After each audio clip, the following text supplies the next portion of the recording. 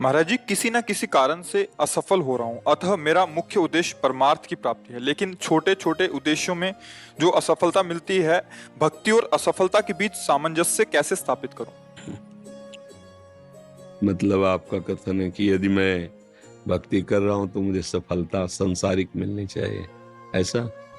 ऐसा नहीं है। मेन उद्देश्य तो सफलता मतलब आत्म सिद्धि है, परमार्थ की प्राप्ति है। जी। लेकिन गृहस्थ जीवन में होते हुए रोटी कपड़ा मकान, अगर उसकी प्राप्ति नहीं हो रही, छोटी छोटी सफलताएं नहीं मिली, तो उसके लिए क्या? आज तक भूखे रहे हो क्या? नंगे रहे हो क्या? आप समझो, मेरे प्रभु जो है इतने करुणा में कि हम आप तो मनुष्य हैं, जो पशु पक्षी हैं, कीट पतंगे हैं, बहुत सी ऐसी योनियां हैं जिसको हम देख भी नहीं पा रहे, प्रभु उनको भी भूखा नहीं रखते। उनका नाम विश्वम्बर है। अब हमारी चाहतों की सफलता है। बात समझो, आपने जैसे सहज में कह दिया रोटी कपड़ा और मकान, तीनों से आप खाली नहीं हैं। ईमानदारी से बोलो, जिस दिन तुम नंगे घूमे हो और जिस दिन तुम्हें छत के नीचे न रहने को मिला हो और जिस दिन तुम भूखे रहे हो, वायु न मिली हो, जल न मिला हो सकता है अन्न न मिला हो, लेकिन प्राण पोषण के लिए दो आवश्यक है, वायु और जल, है ना? अब हमारी बात असलियत में, हमारी जो शरीर पोषण जीने की आवश्यकता है वो तो सबकी पूर्ति हो रही है। आप देख लीजिए, चाहतों की पूर्ति शब्द पहले हम लोग क्या करते हैं कि असली ज्ञान को छुपा करके नकली बात बोल देते हैं, जिसमें सब हाँ में हाँ मिला दे। ये नकली बात है कि हमें रोटी कपड़ा और मकान तो चाहिए, पक्का प्यारे वो पशु पक्षियों को भी देता है। घोंसला बनाने की, आप देखो उनके घोंसले कैसे बने, आप बनाने में फेल हो जाएंगे। नहीं फेल हो जाएंगे? कैसे वृक्ष में कैसे हिलगा के वो घोंस, उनको बुद्धि दी किस स्कूल में जाके सिखाया उन्होंने? हरि ने दी, हरि ने। तुम अपने वास की व्यवस्था कैसे करो, ऐसे बना दिया। भोजन की व्यवस्था उनको सिखा दिया। कोई भी सृष्टि में ऐसा नहीं है जिसका माता की तरह भरण पोषण भगवान ना करते हो। हाँ, अलग अलग जिनको जैसा भगवान ने। अब हमारी जो असफलता है उसमें हमारी चाहत है, मैं कपड़ा तो पहनूं पर ऐसा पहनूं, समझना, रोटी तो खाऊं पर ऐसी खाऊं, मकान तो हो पर ऐसा हो। समझ पा रहे हैं आप? अब इसके लिए हमारा कर्म कार्य करेगा। पूर्व का प्रारब्ध यदि हमारा बहुत बुरा है तो आज तुम बहुत अच्छे आदमी हो, अच्छे मार्ग में चल रहे हो, वो आपको बाधा पहुंचाएगा, आपको सहना होगा। समझ रहे ना? वो आपको बाधा पहुंचाएगा। अब जो ये नाम हम आपको बता रहे हैं कि नाम जप कीजिए, धर्म से चलिए, वो युद्ध करेगा उस प्रारब्ध से, आपको वो गिरने नहीं देगा, आएगा।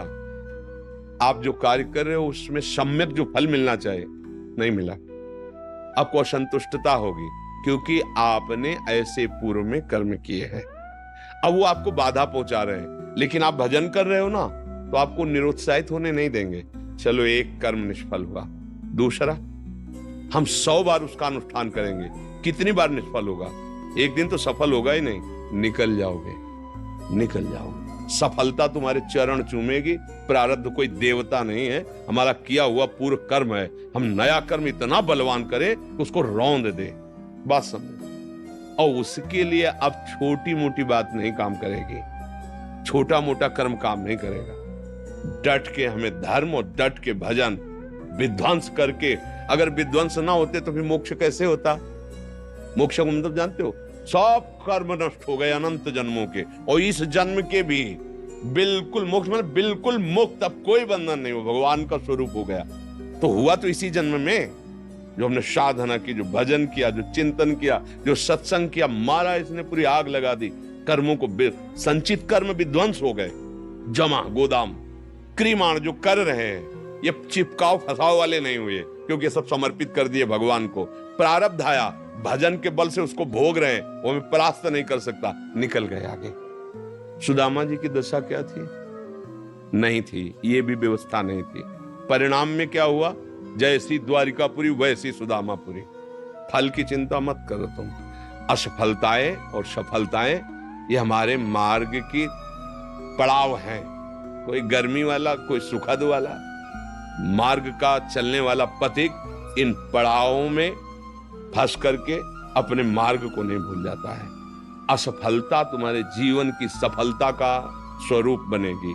बस डट करके ऐसा भजन करो, सत्कार्य करो जिससे पूर्व प्रारब्ध नष्ट हो जाए। सच्चाई की, अध्यात्म की बात यह है। अब चोरी, हिंसा, अधर्म आचरण तो वो तो पूर्व प्रारब्ध है ही, नया कर्म भी बिगड़ गया, दोनों मिलकर फिर आपको जीना मुश्किल कर देंगे। और होता है, देखो ना, पिता को मार डाला कि जल्दी मरे, हम इस प्रॉपर्टी का दे। पिता को मार डाला, आप जेल गए, संपत्ति यूं ही पड़ी है, तीसरा उसका भोग कर रहा। विवेक खत्म हो जाता है। विवेकवान बनो, जैसी भी परिस्थिति हो उसमें राजी होना सीखो, वो आपके ही कर्म का परिणाम है। और ऐसे नवीन कर्म करो कि विध्वंस कर दो उस प्रारब्ध कर्म को जो तुम्हें झुकाना चाहता है, मिटाना चाहता है। हमारी प्रार्थना को अगर आप समझोगे तो आगे बढ़ोगे। अपना ही कर्म कोऊ न काहू के सुख दुख कर दाता, निज कृत कर्म भोग सुन भ्राता। बोले संतों के पास क्यों जाया जाता है? यही समझने के लिए। अब हम क्या करें जिससे हमारा कर्म हमको परेशान न कर पाए? वो है ज्ञान, वो है भक्ति, वो है भगवान का आश्रय। जब घर में भोज आते हो, भिक्षा भी नहीं मिली, तो पत्नी पूछती कि बच्चों को कैसे जिलाएं? तो तुलसी दल उतारते, ठाकुर को भोग लगाते, आधा आधा तुलसी दल। उनका एक मित्र था जो धनी के यहाँ वो पुरोहित कर्म करता था, डोली में बैठ के निकलता, पालकी में। वो कहता है, सुदामा जी हमारे यहाँ जो सेठ है ना, उनके यहाँ चलो, थोड़ी देर श्लोक बोलना। सब व्यवस्था उनका, हमने तो अपना सेठ श्री कृष्ण को वरण किया है, अब वो भूखे रखे चाहे मारे, अब हम दूसरे की गुलामी नहीं कर सकते। हमने तो भगवान को अपना माना है। हिले नहीं तो भगवान का हृदय हिल गया। एक दिन प्रसाद पा रहे थे से एकदम ऐसे हो गए। रुक्मिणी जी मन की बात, तो उनका प्रभु ऐसी स्थिति आपकी तभी होती जब कोई आपका भक्त भूखा होता है। तो भगवान के आंसू आ गए। हमारा पुराना मित्र है सुदामा, और कई दिन से उसके घर में भोजन नहीं, बच्चे। बोले प्रभु आप दुखी हो रहे हो, महालक्ष्मी स्वरूपम आप आदेश करो, त्रिभुवन की राज्य लक्ष्मी उसके घर में। तो उनका बात तो यही कि उसके अंदर कामना नहीं है, और मेरे भक्त के अंदर यदि कामना नहीं होती तो माया मैं नहीं देता। मेरे भक्त के अंदर कामना नहीं होती तो मैं माया, और वो निष्काम भक्त है सुदामा, उसके अंदर कभी कामना आ ही नहीं सकती कि हे भगवान भोजन तो दे दो, कभी नहीं। तो रुक्मिणी जी ने कहा हम आपका दुख नहीं दे सकते, फिर हम कुछ रचती हैं। तो उनका नहीं, पहले हमें कामना पैदा करना पड़ेगा।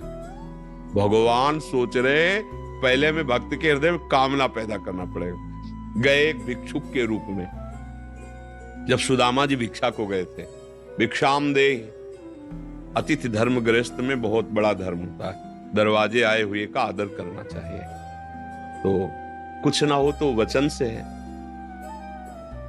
निकली भिक्षाम दे, तो उनका भगवान हम भिक्षा देने लायक नहीं है। क्यों?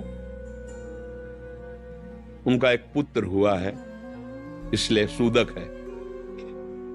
ठीक है, 15 दिन बाद आ जाएंगे। बोले मत आना, क्योंकि हमारे जो पुत्र हुआ है वो दरिद्र नामक पुत्र हुआ है, और इसका सूदक पूरे जीवन में नहीं जाएगा। अर्थात हम दरिद्र हैं, हमारे पास कुछ है ही नहीं जो मैं आपको दे सकूं।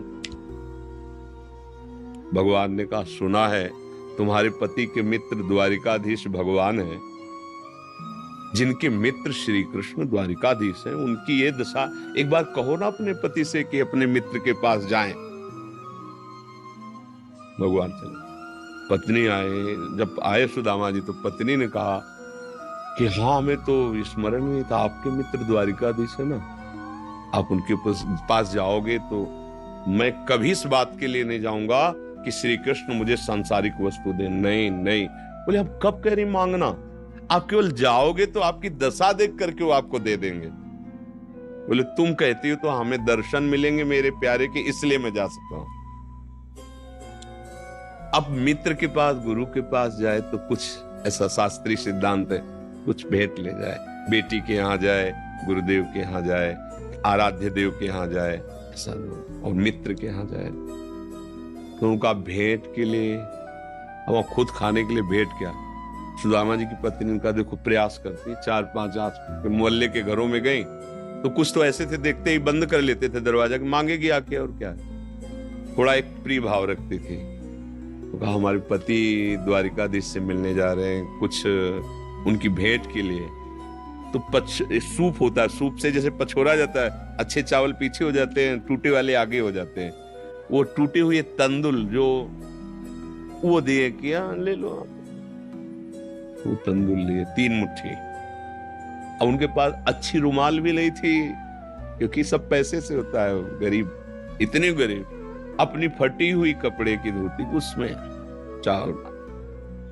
पूरा बहुत बड़ा चरित्र। पर जब भगवान के द्वार में पहुंचे, जहां ब्रह्मा और शंकर भी खड़े रहना होता है, वो द्वारिकाधीश का वैभव। द्वार पाए दरिद्र ब्राह्मण, फटी सी, इतनी बीमारी है, ऐसा शरीर है, आंखों में भगवत तेज समाया हुआ है भगवान। तो उनका भैया, एक बार तुम अपने स्वामी से कह दो जाके कि सुदामा नाम का कोई आपका मित्र आया, बस ऐसा। पार्षदों ने बड़े दयालु हैं।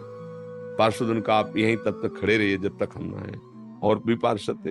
एक दौड़ते हुए गया, जय जयकार हो प्रभु। कोई एक दरिद्र ब्राह्मण वेश में, और वो सुदामा कूद पड़े भगवान। ब्रह्मा शंकर को भी इंतजार करना पड़ता था, लेकिन सुदामा नाम सुनते ही भाग पड़े भगवान। और ये सब आश्चर्यचकित बात रुक्मिणी जी, पार्षद सब देख रहे हैं कि ऐसे तो कभी भगवान नहीं भागे, कि भाई ब्रह्मा जी आए भगवान भाग पड़े या शंकर जी आए, सब आकर इंतजार करते हैं। और प्रभु जब प्रभु दौड़ के गए सुदामा जी को। सुदामा जी संकुचित हो रहे हैं कि मेरी हड्डियां ऐसे सुकोमल, तन मेरे श्याम सुंदर के लग रही होंगी। वो सकुचते जा रहे कि इतना बड़ा वैभव स्वामी हमें ऐसे। भगवान ऐसे अपने हाथ से चरण पखारे सुदामा जी के, थाल रखकर। रुक्मिणी जी आश्चर्यचकित हो रही है, ऐसा कोई तपस्वी, ऐसा कोई महात्मा जिसकी ऐसे भगवान अभी तक तो नहीं देखा जैसा इस ब्राह्मण। और धोती कई जगह से फटी थी, जो दुपट्टी उसको कई ऐसे केवल